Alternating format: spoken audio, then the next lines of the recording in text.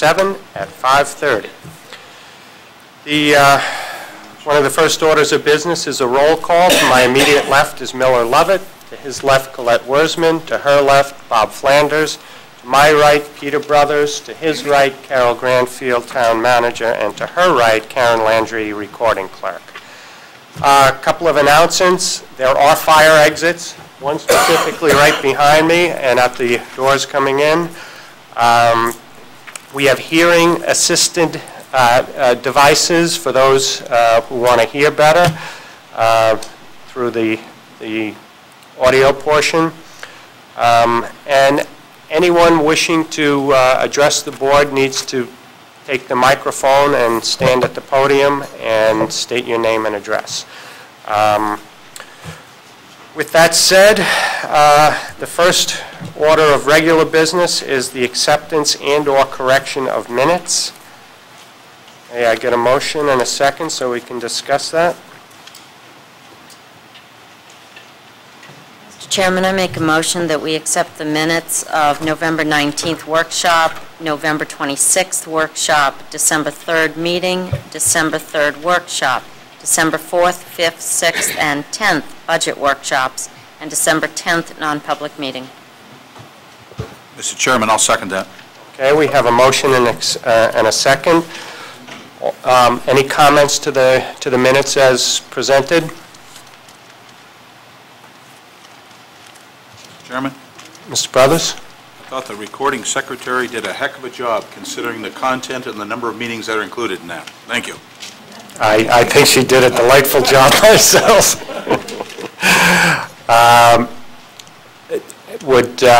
We have a motion and a second. Any further discussion on the minutes? Seeing none, all in favor? Aye. Okay, thank you. That's unanimous. It was a good job when we had many meetings in a row. The next order of business is the town manager's report. Carol? Thank you, Mr. Chairman. First, this will be our last meeting in December, so I want to wish everyone a happy holiday. Regarding our town offices, we will be closed on Christmas Day, the 25th, and New Year's Day, January 1st. We will be open Christmas Eve Day, the 24th. Regarding the transfer station, based on the schedule, they will be closed Christmas Day as well as their normal Wednesday day off. So all those boxes and such are going to have to wait a day.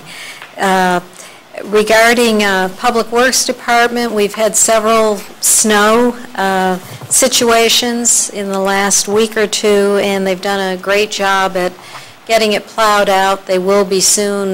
We now have mounds of snow all over, so that'll be a next phase of removing some of the snow in the streets, but they've done a great job at clearing the streets for everyone and not having school delayed as in many of the communities. Our next regular selectmen meeting is Monday, January 7th, and there is scheduled actually a workshop before that at 4, which is discussing the Pease Road project based on some road issues. Many residents have been or will be receiving letters from MetroCast. We also received one at the town, and it's notifying of rate changes that are scheduled to go into effect January 1st. MetroCast, in discussing with them what's the reasoning behind some of the cost increases, they've apparently split their charges for equipment and programming because sometime in 2008, based on approvals that were granted, consumers will be able to purchase the equipment from various stores. So they started to split the two pieces at this point in time. They have expanded the HD channels, and they'll offer customer support 24 hours a day. I've also discussed with them some of the questions I receive passing along regarding having a la carte options. Many of our consumers say they don't want everything they get, and why can't they pick and choose? And as a result, MetroCast would like that as well. One of the issues is the FCC has to approve that, and there are larger entities in that field that do not want to see things change, so it's something they have no control over. They would gladly like to see that changed, but at this point it has not been approved. Also, I have been asked regarding, and it usually triggers when these rate increases come up, we receive calls about why are we, how long does this agreement last, and when is the town changing? And to let you know, the last time the franchise agreement was negotiated was in 2000, and that carries forth through December of 2013. So there's quite a period of time that we will be still with them under the current agreement. An update on our website. We hope in the new year to have some streamlining occur.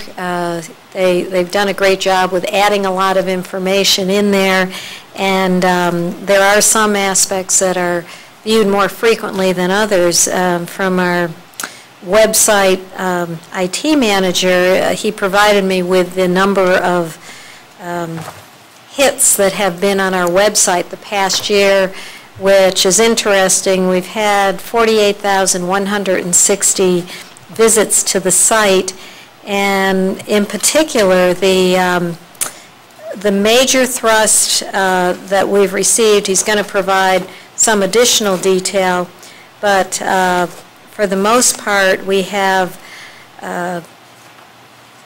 most of the sites will view departments first, then they move on to the two major areas, which is the assessing and the tax map. So those are the two primary areas that are being viewed at this point.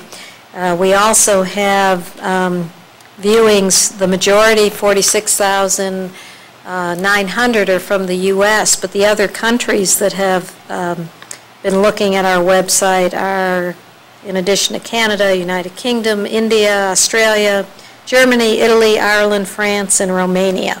So people out there are getting on the website. What I have asked is to get some more detail on the other areas other than assessing, because in some cases, some of our departments and people spend quite a bit of time adding information on there, and if there's sites that no one is ever looking at, even if it's changed, we might want to take another look at what we're putting on there, just because we think it's the right thing to do. If no one is viewing it, we may put our time better spent in some other areas. So that's just a quick update on the website and how it's been utilized. Some of the pending items, and this is just to bring up to the board, some of the pending items we do have that will be forthcoming in workshops, which we have not scheduled yet, are we have some development agreements. We had workshops before with a couple of groups. Those will be coming back. They're not ready as of yet. We've had a request from the Antique Boat Show to again explore a joint effort with more ice clusters, and that's something we'll take a look at. So those are some of the pending items we have for workshops.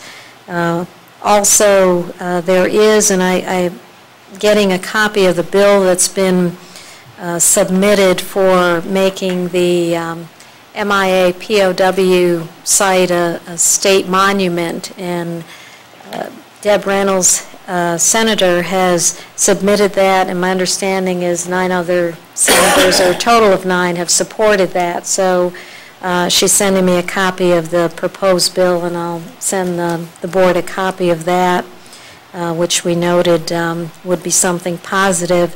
And the last item I had is to ask the board regarding what their pleasure is pertaining to handling the rest of the budget. As you know, we've had several meetings which we taped, so they'll be on cable. We basically have gone through all of the budget based on the town manager's budget. We've met with department heads. The board has requested some additional information, some count updates that Brenda's working on. And we've been providing you with some of the information requested as we receive it from various departments, but would like to schedule strictly a workshop on that whereby the board can go through each department and we'll have all the information they need. And I had proposed a couple of tentative dates, either on a Thursday, January 3rd or 10th. I don't know if the board has any thought as to when that workshop would be another one scheduled at the annex, but it's something we'd like to target to schedule a date, so that way if there are any departments that want to be there or further information, we could coordinate. And that's all I have. Well, why don't we carry on that conversation a second, the last one about the budget. We need to jump into it, so the days of the Monday... Monday, the 3rd is a Thursday? The 3rd is a Thursday, and the 10th is a Thursday. And what do we have? Our first meeting is the 7th, but there's a workshop from 4 to 5:30 before that, so that might be too much. When do we have to have the public hearing on it?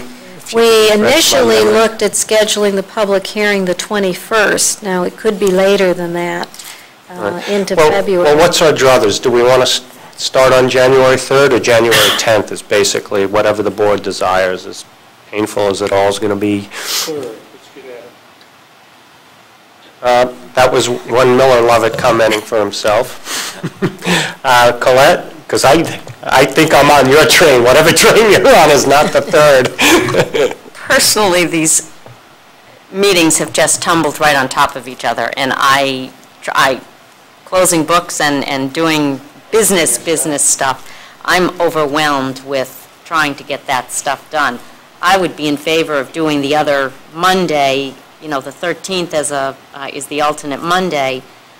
You have to understand that the planning board has got meetings every other Tuesday and then hearings the opposite Tuesday, so the schedule's getting very full very quickly. All right, do we have anything on that following Monday? The following Monday, no, unless you were going to schedule a workshop, so that would be the 14th. No, not the 14th. Yes, sorry. Monday, the 14th, is the Monday. Your first meeting is the 7th, the 14th is the next Monday, which there's nothing scheduled at this point.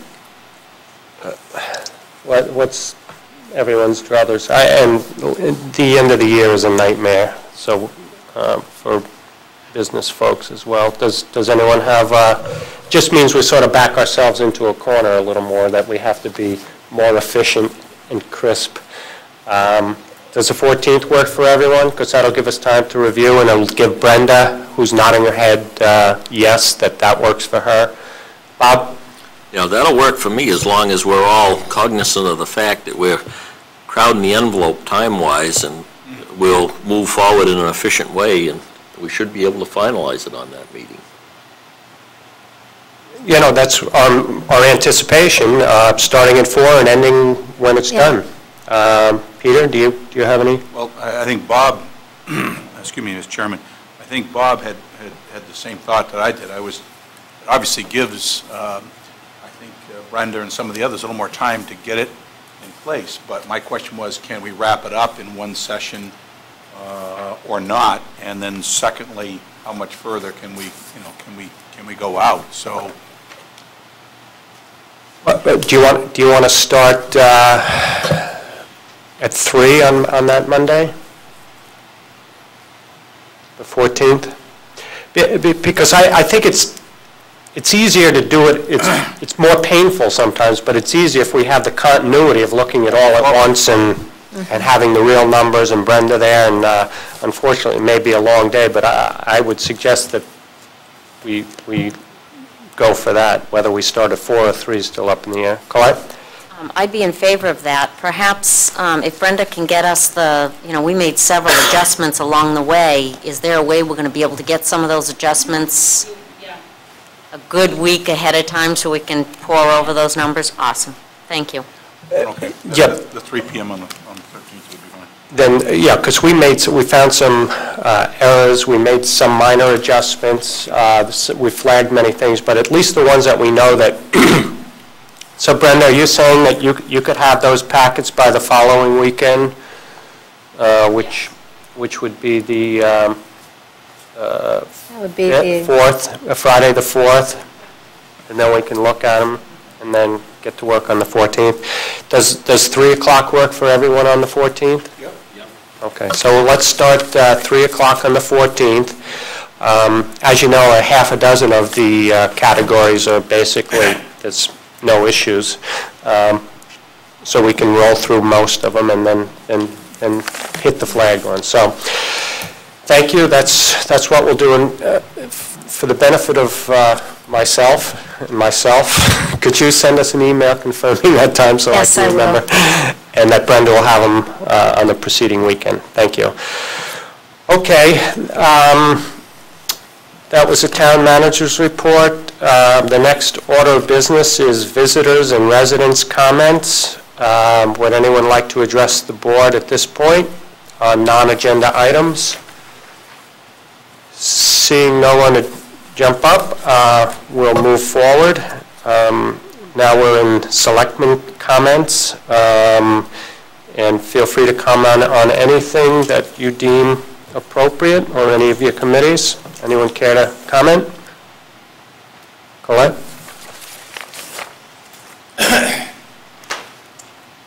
Mr. Chairman, the planning board has been working night and day, almost. There are 4 zoning amendments that are proposed. This Wednesday, December 19th, will be a public hearing beginning at 7 p.m. And that will address the 4 that we've been working on. I'm sure I've reported on them before, Mr. Chair, and I've passed a memorandum that summarizes them that could be added to the minutes if you would allow. Yeah, yes, and I just sped read them. For the clarity for the public, though, if you don't mind, I don't even mind commenting on them to relieve you of the burden. There's 4 amendments as I sped read through this.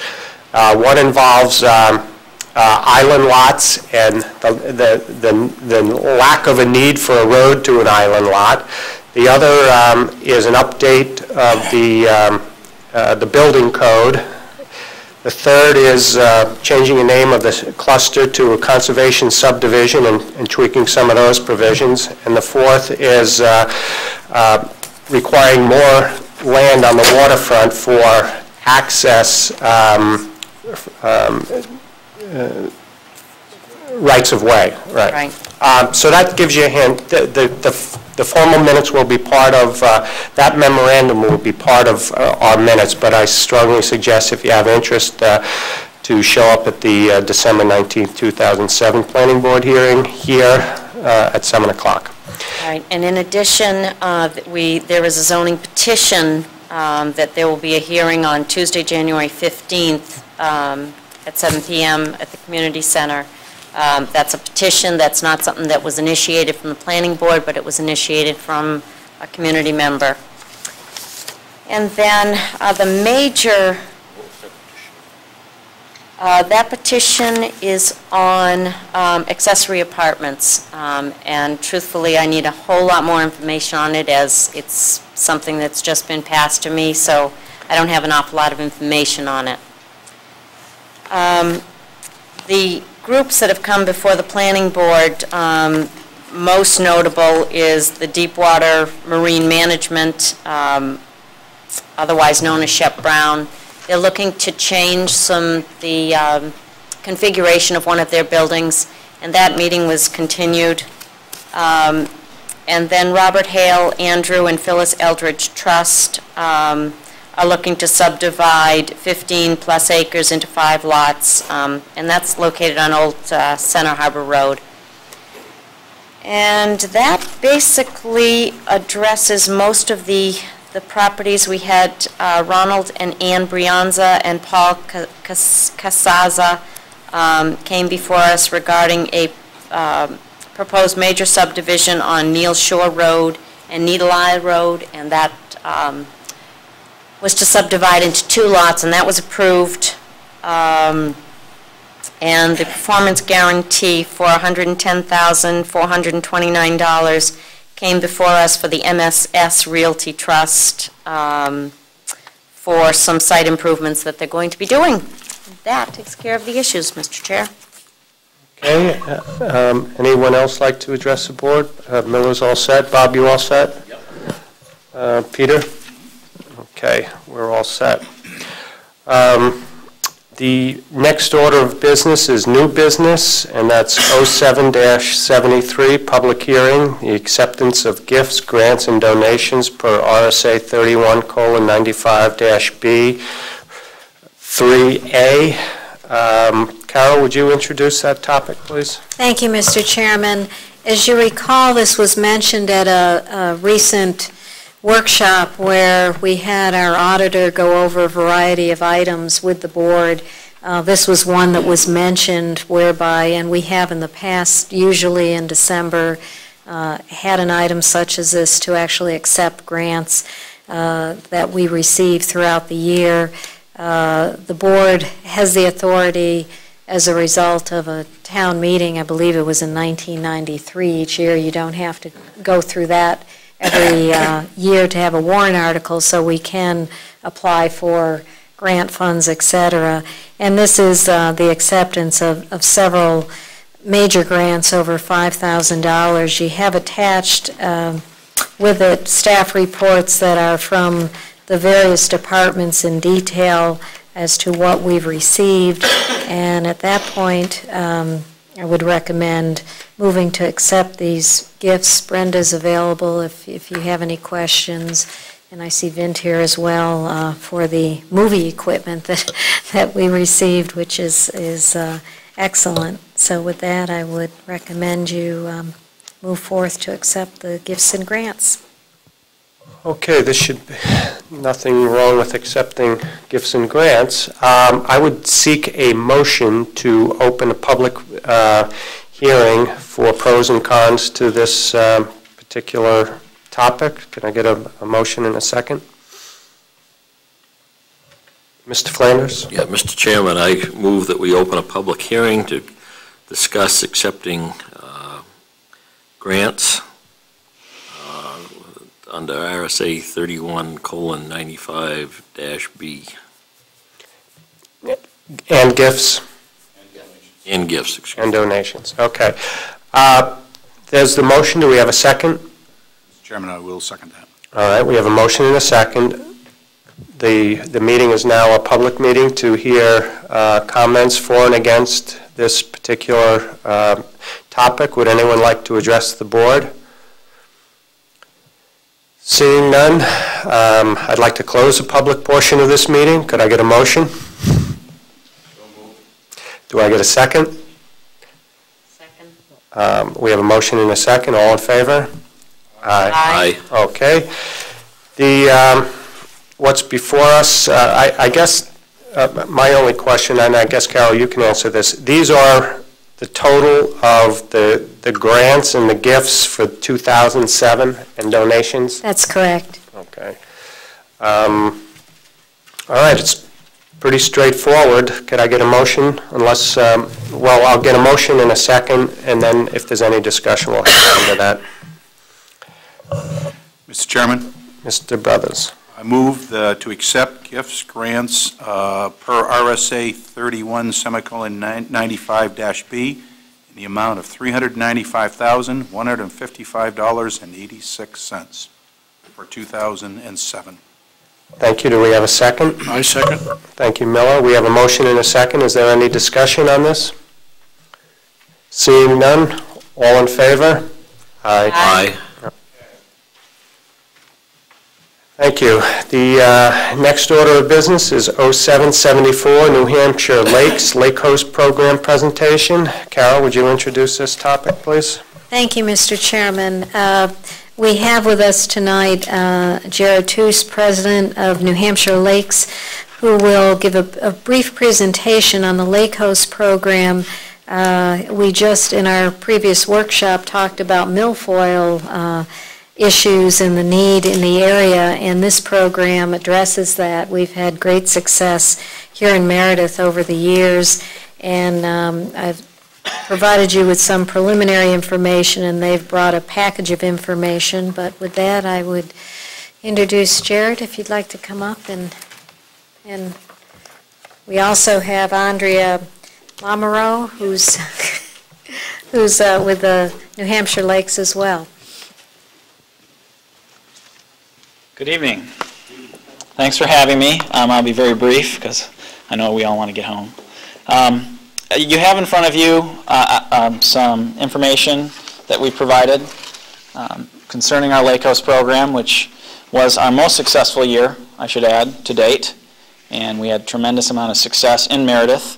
We had coverage at Heskey Park, and we also had coverage over on Waukee. And both spots produced saves, and a save is what we would refer to as when a lake host or a volunteer finds a fragment of some kind of an invasive exotic aquatic plant. And we found both at Heskey Park and at Waukee. So it was tremendously successful. We actually, in total, we had about 157 saves statewide, which far exceeds what the program has done in the past. The high previously was 54. So it has proven very, very successful. We're looking forward to next year, and we certainly want to partner with the town of Meredith again at Heskey Park and at Waukee. We found that the Waukee Shore Owners Association, which is the local lake association on Waukee, serves as a good local conduit for us. And what we normally do with our Lake Coast program, we provide payroll grants. We cover all the administrative in terms of the payroll, in terms of the insurance and everything associated with it, the handouts, and everything, including the training for the Lake Coast volunteers.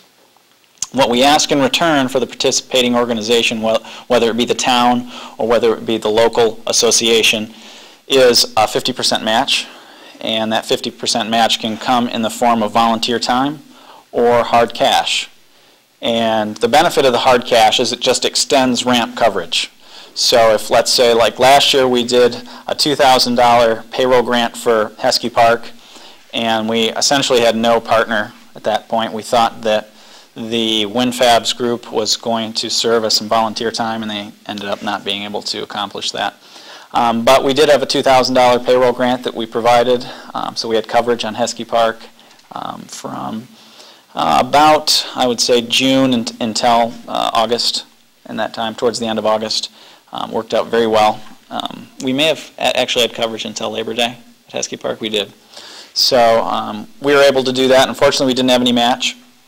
We're willing to go ahead and do that again. We want to do that again at Heskey Park because it was very successful. We had a lot of residents, and those who use the ramp were just very, very complimentary of the program. They looked forward to it. They asked us a lot of questions, which we encourage, because the Lake Coast program is a courtesy boat inspection program, but it's also an education program. What we do is we educate boaters what to look for. We talk to them about why it's a good thing, why prevention is a good thing. It saves a lot of money in the long run, as I'm sure that you're aware, dealing with the Winnisquam issue in terms of the variable milfoil control that I know has been brought before you. There's significant costs with control, and what we do at New Hampshire Lakes Association is prevention, and prevention saves a lot when it comes to costs. So I think that you've got everything in front of you in terms of what they do and what they provide when we do courtesy boat inspections. And we're willing to go ahead and do a payroll grant again. We've got Lake Coast lined up who want to return and do the job. They definitely enjoyed it. They enjoyed talking to all the people that came and used Heskey Park. And what we're looking for from the town of Meredith is perhaps that 50% match, that cash match, which would actually extend the coverage, would give us a little bit more flexibility in terms of the Friday or the Friday, Saturday, Sunday coverage.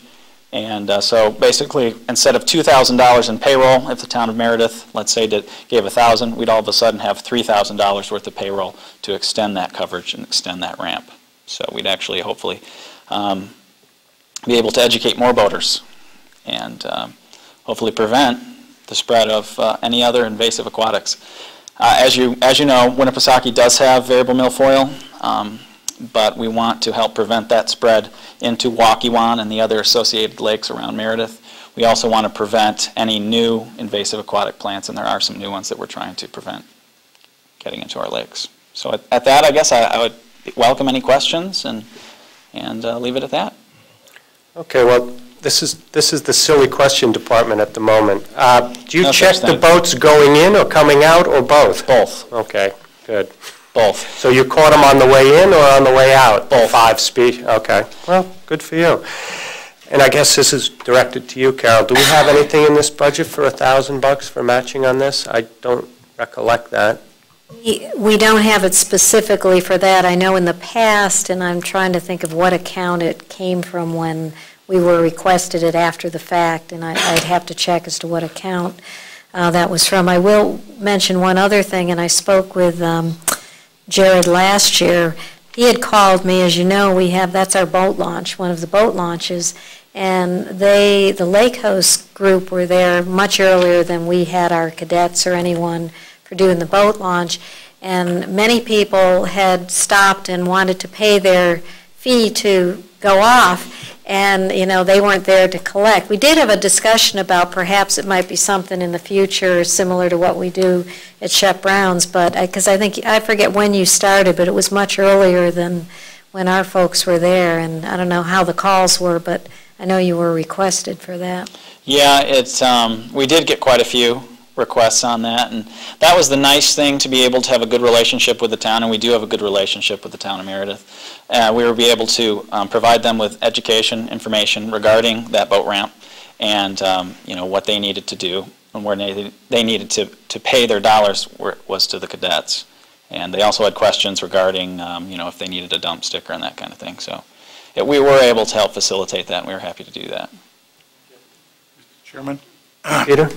I think somewhere along the process, didn't we just get some sort of an update as to the revenue that was received at Shep's and also at Heskey? And if somebody would be kind enough to refresh my memory as to what dollar amount that was? Yes, I think I have it right here. I've had it within the last week or two. Well, I think they were both $6,000 or $7,000 each side, something like that. It was about a total of $10,000. I think it increased by about $5,000 with the expansion of Shep Brown's. Well, my thinking along that line, the exact amount isn't all that relevant, but by virtue of collecting those extra fees, it might be a way for us to fund a portion of that by virtue of allocation. Just a suggestion. We had a total of, in 2007, $11,560. The town docks was $6,590. Okay, that's a pretty good rationale. Miller? This appears to be a whale of a buy. I wonder if you have any way of measuring how successful the program is in catching this problem.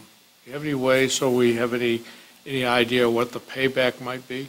We do. In fact, we inspect more and more boats every year. This past year we did over 44,000 statewide. We hope, obviously, that those people go forward. The idea is that people can self-inspect, that they go out and they are able to recognize these kind of things and self-inspect.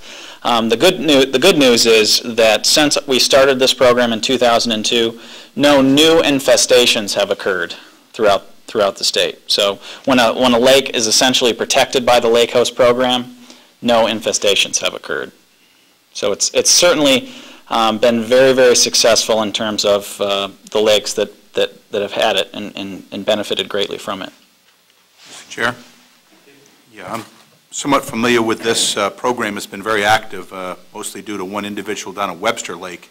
And I don't have the exact numbers, but you may have them. But there are several launches. Of course, it's a smaller lake, but there's more fishing boats and coming from small ponds and lakes where it's an issue. And there's been a number of catches, and it has been very well received by the association down there and supported, I think, directly as a result of that. But I don't know the gentleman's name or if you have any statistics. But I don't have Webster's statistics in front of me. Do you know, Andrea? We could provide that for you, no problem. I can go on the website and I can tell you too, because it's in our association letter. But But it just, it's a program that, that really, they've been very active over the last 5 to 6 years, and there has been significant catches, mostly coming in, which is obviously what you're looking at. But it also includes other things, like other species of fish being brought in from fish wells, and all kinds of things like that. So there's a lot can be done, and one of the things they did 2 years ago is they posted signs for the times that the staff wasn't there, that they couldn't get all the funding they needed, and there was brochures and things in plastic types of signage right by the ramps. And so there is a fair amount of self-inspection going on now, and it's a question of awareness. So, good program. Thank you. Thank you. Colette? Actually, it's two questions. The first one is for you. Laconia is opening up their new ramp, and of course we know that Winnisquam has got a phenomenal 35-acre of milfoil at the north end of the lake. Are you going to be addressing or having some host people at that launch? Well, absolutely, we'd love to. We normally have partnered with Winnisquam folks in the past to cover any associated ramps they had on Winnisquam. We didn't do it last year. They, for whatever reason, didn't decide to participate until it was too late. But we would absolutely welcome that, and especially since it's going to be the new state ramp for Winnisquam, and should see some significant boat traffic, I would think. Well, we as a board have nothing, there's nothing we can do about Laconia, but as where Winnisquam is partly in Meredith, right. I would encourage you to pursue a host program at that ramp, and perhaps the state will partner, the city of Laconia will partner, I don't know, but sure. I would encourage you for the portion that is a Meredith portion. Yeah, no, that's a great idea, and we definitely are always looking to expand the program, because the program's success depends on us being able to get out to more and more lakes, to educate more and more people, more and more boaters. So we would welcome that, and we'll definitely look into that. And my second question is a follow-up of what I'm hearing, and the successes we've had with the boat launches as far as revenue. We're looking at roughly $35,000 in collectively between the treatments that have been requested of this board. Can we see as an offset, and I guess, Carol, this would be something that we'd need to talk to staff about, or maybe increasing the number of people, the number of those tending the ramps, so that we can use the fees, the ramp fees, to offset the milfoil treatment? Regarding what we did last year, and Shep Brown started after July 1st, that one, they were doing it at that location, which would start first thing, but those funds were requested to go back into that particular area, so that would be a warrant article, which would be substantially more than the $5,000 that was collected. Regarding and that allowed us to put the cadets from the police department over to Heskey in the town docks. Now, if it was something that we needed more, unless we partnered with having a similar situation at Shep Brown's, we weren't funding anything there. They were doing that with the idea of, if it's possible, if it made sense, then that would support, a warrant article, and if that passed, they'd continue to do it. So it would be an additional cost unless we had some type of volunteer arrangement. Okay, Miller? A follow-through with Colette's. Has Shep Brown indicated what they want to use the money for? It was just to put back into that location for the good of that area. At one point, there was discussion of applying it to the bathroom, if we put a bathroom in there to eliminate the porta potty. But is there any milfoil problem over there that you know of? I don't believe so. I just think that Colette's idea of trying to put a claim on those funds to help with the milfoil is a great idea. This is going to be a growing problem. We hope it won't keep growing. But I'd say that one way or the other, the community, probably including Meredith, is going to find a way to eradicate milfoil. So in the discussions of where the money's going to go, if we could get some claim on, there's enough launches around that if those launches could provide some revenue, particularly for the milfoil in the given areas, would be a big help. So. Okay, we'll take that under advisement and see what we can do, because $10,000 doesn't go a long way in any direction, but at least there's a nexus to the water. Okay, any other questions for this gentleman? No, thank you. Seeing none, no, thank you. you very much. And I forgot to show the blue shirt is what you'd see. This is the Lake Coast shirt. So in the nice warm summer days, these people are the ones who are out there inspecting the boats. Okay? Thank you. Thank you. Keep up the good work. Thank you. All righty. We have one more agenda item under new business, which we just transferred from workshop. So I'm going to call this 0775, and it basically is the low salt area for Waukee and a portion of Water Street. As you know, we just had a workshop on it, and I think the board feels comfortable with moving forward to put into action the designation based on our workshop and the staff report called Low Salt Use, Waukee Street and Water Street, dated December 17, 2007. So with that being said, I'd like to get a motion, which I think there's not a proposed motion, but there is under the recommendation of Michael. I think someone can craft a motion, and we'll get a second and then see if we have any other discussion. So could I get that motion? Sure. Peter? I'd like to make a motion that we establish a low salt usage area bounding on Waukee 1 Street from approximately Clough Street, out to the intersection of Route 104. And then on Water Street would be created from Redgate Lane intersection out to Water Street around the lake to the end. With that, we would install signs at both street areas to indicate low salt usage area to alert motorists and to allow the public safety director to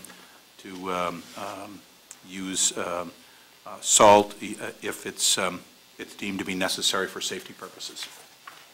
Thank you, Peter. Good job. Do I get a second with that? Mr. Chairman, I second that motion. Okay, we have a motion and a second. Any discussion? Miller? I think this is a very important step. The difficulty is that there's going to be echoes from other sections of town about this. I think it needs to be emphasized that this is we need to see what the consequences are in this area. The danger is that if it increases the danger to drivers and pedestrians, and we have assurance from the Director of Public Works that he will be monitoring this very closely. But I know I've had requests in my neighborhood for something like this to happen as well. And in the workshop, Colette mentioned there may be other requests. So I hope that the public will just hold steady with us on this one and let us see what the consequences of doing this is. Thank you, Miller. As well, for the record, it's my understanding that the proponent of this was the Waukee Watershed Association, brought forth this to Carol and Michael, and now we're acting upon it. We sort of fast-tracked it for ourselves, considering it's snowing out. Any other comments, questions? Okay, we have a motion and a second. All in favor of the motion? Aye. Okay, that's unanimous. We have one bit of non-public, and Carol, I don't have the particular RSA, but I think it's 91A:3. 2B and C. 2B and C. Could I get a motion to go into public, non-public for that personnel matters under that appropriate RSA? Mr. Chairman, Mr. Brothers? so moved. So moved. Do I get a second? Mr. Chairman, I second it. Okay, I'll poll. Bob? Yes? Colette? Yes. Miller? Yes. Peter? Yes, sir. Frank? Yes. All right, well, we'll stay here. 2-minute break, please.